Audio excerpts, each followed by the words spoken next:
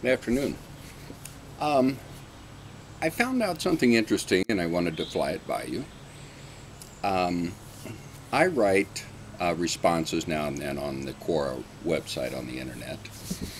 And any time that you would write anything that was critical of China, or if you should have the word Tibet or Tiananmen Square in your answer, in within a half an hour, you would have one or two comments back from what I learned were Chinese trolls or people who were hired for that purpose to counter any criticisms of the Chinese and anything that they happen to be doing.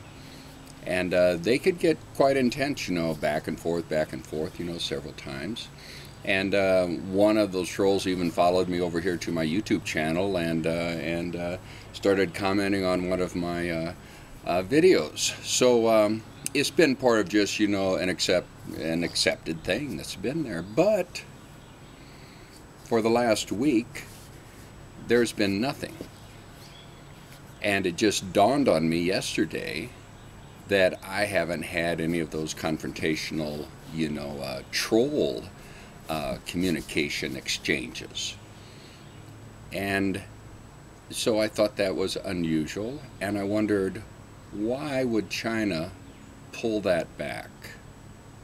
And we're all able to do our own little predictions on why, but I was thinking that their ludicrous defense through this trolling process of all of the half-truths and lies about the virus that were out there, came from the U.S., and don't know where it came from, and it wasn't Wuhan, it wasn't us, it wasn't our fault, and all of that. I think that eventually the world made up its own mind on that, and I think we've made up our mind, or at least have a lot of evidence here from the videos that I've presented.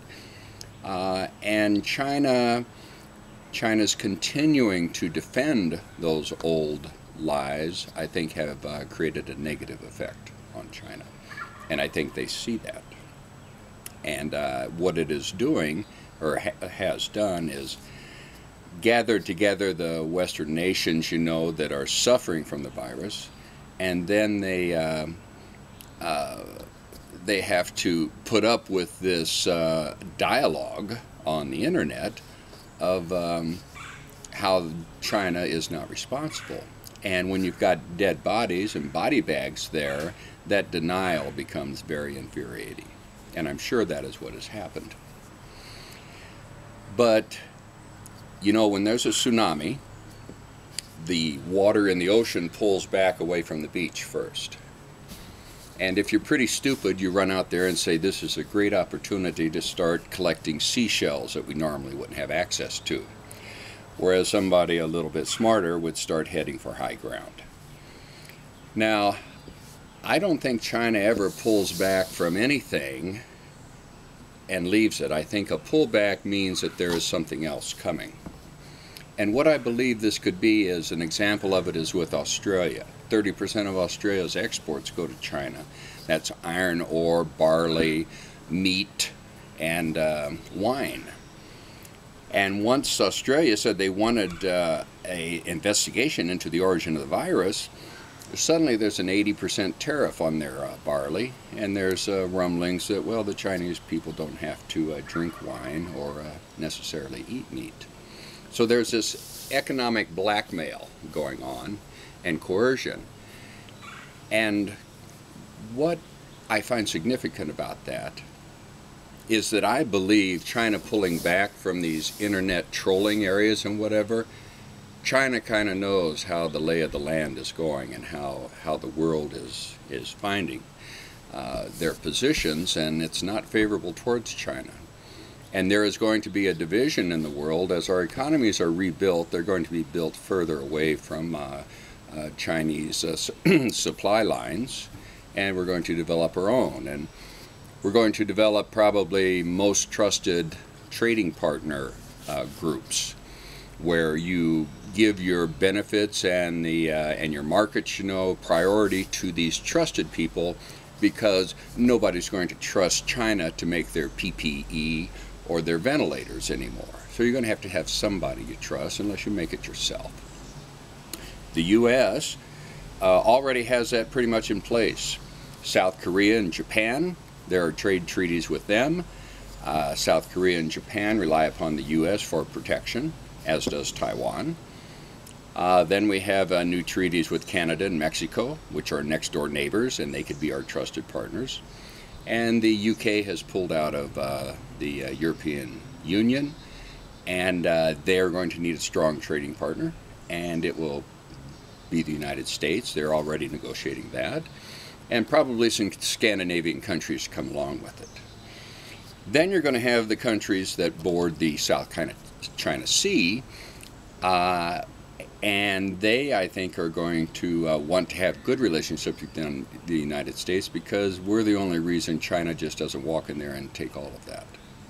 So there are lines being drawn in the sand, and I think part of China's routine with this bullying that they've done to Australia, as well as Sweden and France on various different things, is to see if who they can line up on their side of the issue, and to find out, will the threat of my economic boycotts and harm from the economy, will that supersede the sense of outrage we have from all of the body bags there that are China's responsibility?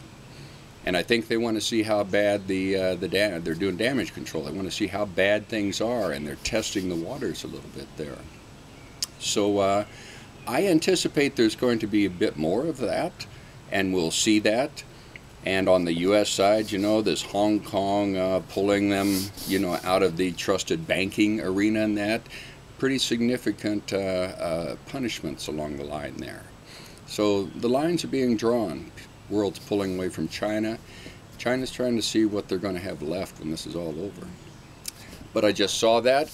I tried to put the pieces together and wondered why the trolls weren't on Quora anymore, and I see kind of a series of events occurring there. Again, my interpretation, but the facts are out there, and you can interpret that yourself. I just thought it might be interesting to know.